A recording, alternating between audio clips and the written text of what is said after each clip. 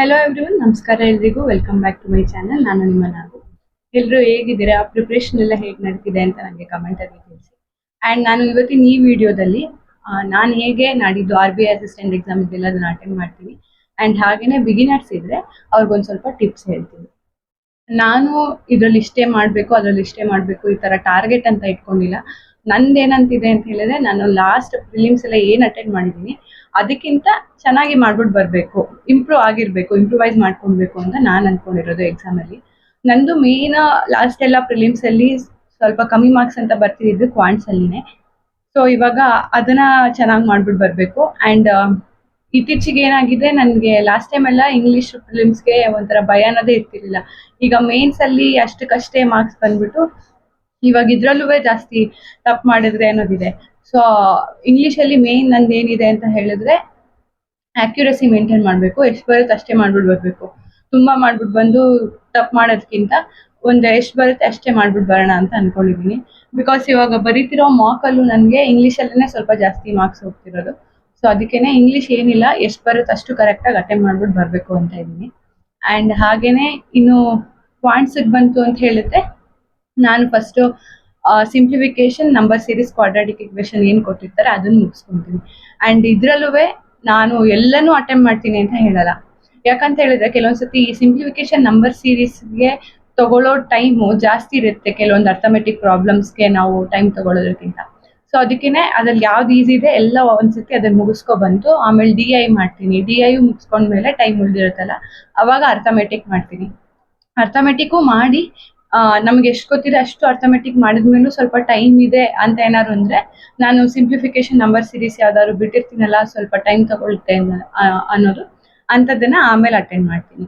So ಇದಿಷ್ಟು ನಂದು quants ಅದು. ಇದ್ರಲ್ಲಿ ಏನಿದೆ ಅಂದ್ರೆ, ನಾನು ಲಾಸ್ಟ್ ಟೈಮ್ಗೆ ಎಷ್ಟು ಸ್ಕೋರ್ ಮಾಡಿದ್ದೆ ಪ್ರಿಲಿಮ್ಸ್ ಅಲ್ಲಿ ಅದಕ್ಕಿಂತ ಜಾಸ್ತಿ ಸ್ಕೋರ್ ಮಾಡ್ಬಿಟ್ಟು ಬರಬೇಕು. ಸದ್ಯಕ್ಕೆ ನಂದು ಕ್ವಾಂಟ್ಸ್ ಅಷ್ಟೇನೆ. ಅಂಡ್ ಇನ್ನು ರೀಸನಿಂಗ್ ಅಂತ ಬರೋದಾದ್ರೆ, ನನಗೆ ರೀಸನಿಂಗ್ ಪ್ರಿಲಿಮ್ಸ್ಗೆ ಪ್ರಾಬ್ಲಮ್ ಅಂತ ಆಗಲ್ಲ. ಇಲ್ಲೂ ಮಾರ್ಕ್ಸ್ ಅಲ್ಲೂ ಚೆನ್ನಾಗಿ ಸ್ಕೋರ್ ಬರ್ತಾ ಇದೆ. ಸುಮಾರು ಸತಿ 35 ಅಟೆಂಡ್ ಮಾಡಿದ್ದೀನಿ. ಸೊ ಇಲ್ಲಿ ಆದಷ್ಟು ಎಲ್ಲನೂ ಅಟೆಂಡ್ ಮಾಡಕ್ ನೋಡ್ತೀನಿ. ಅದಾದ್ಮೇಲೆ ಕೆಲವೊಂದು ಮಿಸ್ಲೇನಿಯಸ್ ಇರುತ್ತಲ್ಲ, ಇದ್ರಲ್ಲಿ ನನಗೆ ತಪ್ಪುಗಳು ಆಗೋದು. ಇವಾಗ ಒಂದು 4 ಲೆಟರ್ ಕೊಟ್ಬಿಟ್ಟು ಅದರಿಂದ ವರ್ಡ್ ಎಷ್ಟಾಗುತ್ತೆ ಈ ತರ ಕೇಳಿರ್ತಾರಲ್ಲ, ಅಂಥದ್ದು ಮಿಸ್ಟೇಕ್ಸ್ ಆಗುತ್ತೆ. ಸೊ ಅದು ಗೊತ್ತಿದೆ ಅಂದ್ರೆ ಮಾತ್ರ ಅಟೆಂಡ್ ಮಾಡ್ತೀನಿ. ಅಂಡ್ ಇದು ಸ್ಟಾರ್ಟಿಂಗ್ ಹೆಂಗೆ ಅಂತ ಹೇಳಿದ್ರೆ, ನಂದು ಯಾವ್ದ್ಯಾವ್ದಿದೆ ಟಾಪಿಕ್ಸ್ ಎಲ್ಲ ಮುಗಿಸ್ಕೊ ಬರ್ತೀನಿ. ಕೊನೆಯಲ್ಲಿ ಉಳಿಸ್ಕೊಳ್ಳೋದು ನಾನು ಮಿಸ್ಲಿನಿಯಸ್, ಮತ್ತೆ ಈಗ ಸೀರೀಸ್ ಕೊಟ್ಟಿರ್ತಾರಲ್ಲ, ಆಲ್ಫಾ ನ್ಯೂಮರಿಕ್ ಅಥವಾ ಯಾವುದೋ ಒಂದು ಸೀರೀಸ್, ಅದರಲ್ಲಿ ಸ್ವಲ್ಪ ಟೈಮ್ ಹಿಡಿಯೋದ್ರಿಂದ ನಾನು ಅದನ್ನ ಲಾಸ್ಟ್ ಅಲ್ಲಿ ಮಾಡ್ತೀನಿ. ಇನ್ನು ಮಿಕ್ಕಿದೆಲ್ಲ ಫಸ್ಟ್ ಮಾಡ್ಕೊಂಡ್ ಬರ್ತೀನಿ. ಸೊ ಇದ್ರಲ್ಲೂ ಅಷ್ಟೇ, ನಾನು ಮಾಡೋ ಅಷ್ಟು ಕರೆಕ್ಟಾಗಿ ಮಾಡ್ಬರ್ಬೇಕು. ಒಂದು 90% ಶೋರ್ ಇದೆ ಅಂತ ಹೇಳಿದ್ರೆ ನಾನು ಆನ್ಸರ್ ಮಾಡ್ತೀನಿ. ಬಟ್ 50-50 ರೇಂಜಲ್ಲೇ ಇದೆ ಅಂತ ಹೇಳಿದ್ರೆ ನಾನು ಆನ್ಸರ್ ಮಾಡೋದಕ್ಕೆ ಹೋಗಲ್ಲ ಈ ಮಿಸ್ಲೇನಿಯಸ್ಗಳು. ಸೊ ಇದಿಷ್ಟು ನಾನು ಅಟೆಂಡ್ ಮಾಡೋ ರೀತಿ. ಅಂಡ್ ಹಾಗೇನೆ ಇದು RBI ಅಸಿಸ್ಟೆಂಟ್ ಕಮ್ಮಿ ವೇಕೆನ್ಸಿ ಇರೋದ್ರಿಂದ ಎಲ್ಲ ಆಲ್ಮೋಸ್ಟ್ ಜಾಸ್ತಿನೇ ಹೋಗುತ್ತೆ ಕಟ್ ಆಫ್. ಸೊ ಅದನ್ನ ರೀಚ್ ಆಗಕ್ಕಾಗದೇ ಇದ್ರು ಪರವಾಗಿಲ್ಲ. ನನಗೇನಂತ ಹೇಳಿದ್ರೆ, ನಾನು ಲಾಸ್ಟ್ ಟೈಮ್ಗಿಂತ ಈ ಸತಿ ಚೆನ್ನಾಗಿ ಮಾಡ್ಬಿಟ್ಟು ಬರಬೇಕು. ಅಂಡ್ ಹಾಗೇನೆ ಈಗ ಇಂಪ್ರೂವ್ ಮಾಡ್ಕೊಂಡ್ರೆ ಅದಾದ್ಮೇಲೆ ನಮಗೆ ನೆಕ್ಸ್ಟ್ ಬ್ಯಾಂಕ್ ಎಕ್ಸಾಮ್ ಬರೋ ಅಷ್ಟರಲ್ಲಿ ಇನ್ನೂ ತುಂಬಾ ಟೈಮ್ ಸಿಗುತ್ತೆ. ಆ ಟೈಮಲ್ಲಿ ಇನ್ನೂ ಇಂಪ್ರೂವ್ ಆಗಿ ಮೇನ್ಸ್ ಪ್ರಿಪೇರ್ ಆಗಬೇಕು.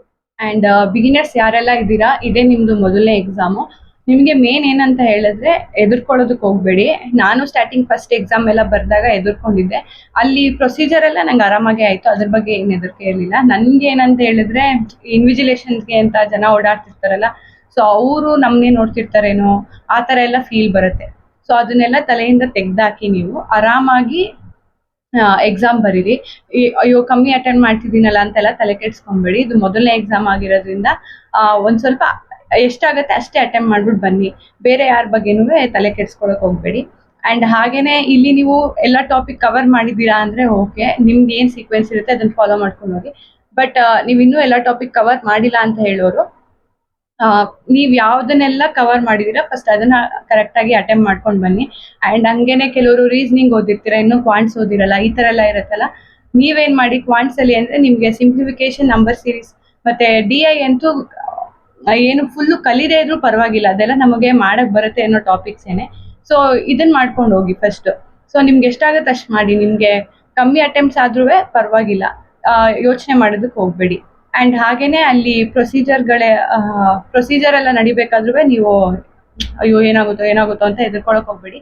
ಆರಾಮಾಗಿ ಸ್ಟ್ರೆಸ್ ಇಲ್ದೇನೆ ಹೋಗಿ ಫಸ್ಟ್ ಎಕ್ಸಾಮ್ ಹಾಲ್ ಒಳಗಡೆನು. ಅದಾದ್ಮೇಲೆ ಅಲ್ಲಿ ಏನೇನ್ ಪ್ರೊಸೀಜರ್ ಇದೆ ಎಲ್ಲ ಮುಗಿಸ್ಕೊಳ್ಳಿ. ಅಂಡ್ ಹಾಗೇನೆ ನಿಮ್ಗೆ ಅಲ್ಲಿ ಅಡ್ಮಿಟ್ ಕಾರ್ಡ್ ಅಲ್ಲೂ ಕೆಲವೊಂದು ಫಿಲ್ ಮಾಡೋದೆಲ್ಲ ಇರುತ್ತೆ, ಅದನ್ನೆಲ್ಲ ಕರೆಕ್ಟ್ ಆಗಿ ನೋಡ್ಕೊಂಡು ಫಿಲ್ ಮಾಡಿ. ಅಂಡ್ ನೀವು ಅಡ್ಮಿಟ್ ಕಾರ್ಡ್ ತಗೊಂಡ್ ಹೋಗ್ಬೇಕು. ಅದಾದ್ಮೇಲೆ ID ಪ್ರೂಫ್ ಒರಿಜಿನಲ್ ಜೆರಾಕ್ಸ್ ತಗೊಂಡ್ ಹೋಗ್ಬೇಕು, ಫೋಟೋಸ್ ತಗೊಂಡ್ ಹೋಗ್ಬೇಕು.